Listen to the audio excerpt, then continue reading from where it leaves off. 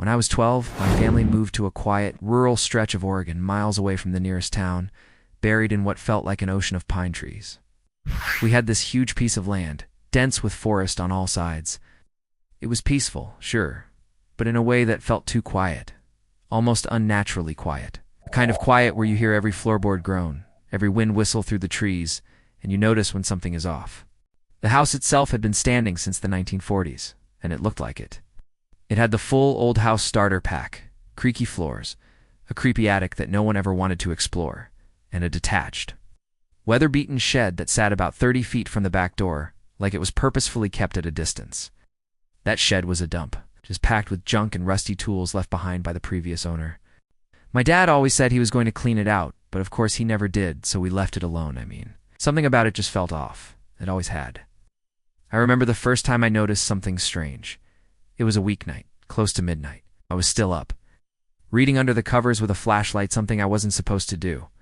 But I was hooked on some adventure novel. That's when I heard Max barking, not just barking, losing it. Max was our golden retriever. Sweetest dog in the world, always happy, always wagging his tail. But he was alert, too. He didn't bark for no reason. When he went off like that, it meant something was wrong. I slipped out of bed and crept to the window, heart racing. Max was in the backyard, staring down the shed and barking into the darkness like he saw something I couldn't.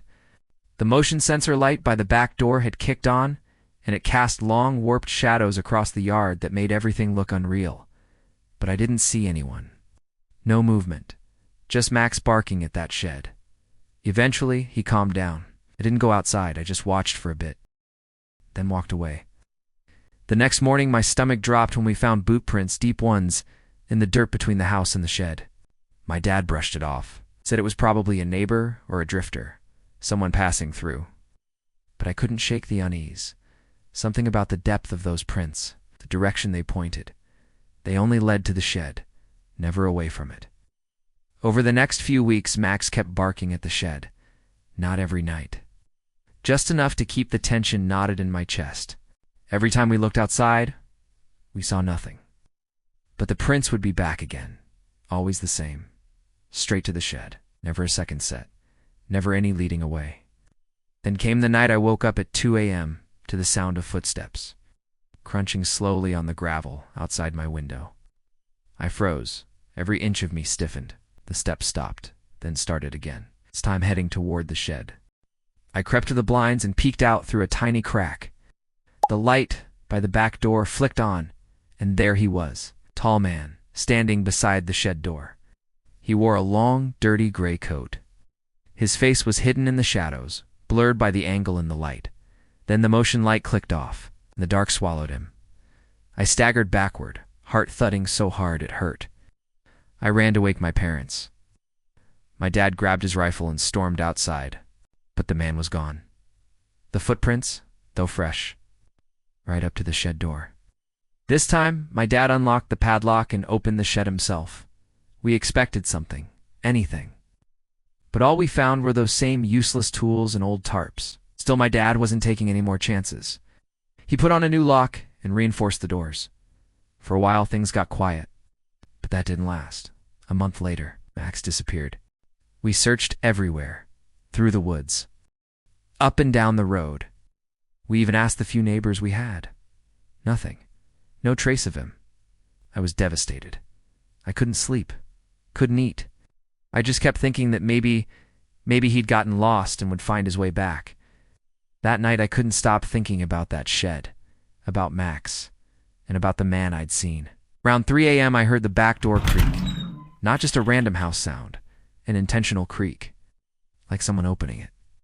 I got out of bed and tiptoed into the hallway. My dad was already awake, holding the rifle tight. Together we stepped toward the back door just in time to see the motion sensor light flicker on, and there he was again, the man, standing by the shed. But this time, he was holding something. In one hand a knife, in the other Max's collar. I felt the air leave my lungs. I went cold. Like the moment drained everything out of me except terror. I couldn't even speak. It was like I was falling while standing still. My dad yelled, raised the rifle. The man bolted into the woods. Gone. We called the police. They came and searched the area. They didn't find him, but what they did find inside the shed, it still makes my stomach turn. The floor had been cleared, the dirt was exposed, and its symbols, carved deep, symbols that made no sense. Disturbing, ugly things, crude images that didn't belong anywhere near a child's home. In one corner, a pile of bones. Animal bones, we were told. Hopefully it got worse. Behind a false panel in the shed's wall, they found a backpack, stuffed with things that weren't ours. Wallets, watches, torn pieces of worn-out clothing, things that belonged to people. Multiple people. And then there was the notebook. Dozens of pages, covered in strange symbols, bizarre ramblings, handwriting that was wild and jagged. Pages and pages filled with drawings, crude sketches of houses, families, eyes, and something about it all made me feel like this was a message, like he was telling us he had been watching, just like he had watched others. The police took everything, said they'd investigate, but we were done. That night, while we were packing up to leave, I looked out my window one last time. The police tape fluttered around the shed, everything was still. But then about 10 feet into the tree liney, saw a face, just watching, not moving. And then I blinked, and it was gone. I screamed. Called for my dad in a panic. He's back, I yelled. My dad ran in, rifle in hand, looked out the window. I pointed, told him exactly where the man was standing, just to the left, by the trees. My dad didn't hesitate. He ran outside and let loose, screaming like a man possessed, firing into the air. Rage, pure, helpless rage. Because that's what it felt like we had been chased out of our own home. Like someone had taken something from us. It's maybe more than just Max. Maybe our sense of safety. Maybe years of peace. My dad wanted to kill that man. And in that moment, I don't think I would have stopped him. We moved out just a few days later. Left that place behind. Found somewhere far less remote. Every time I see the edge of a forest, I wonder if someone's still watching from the shadows.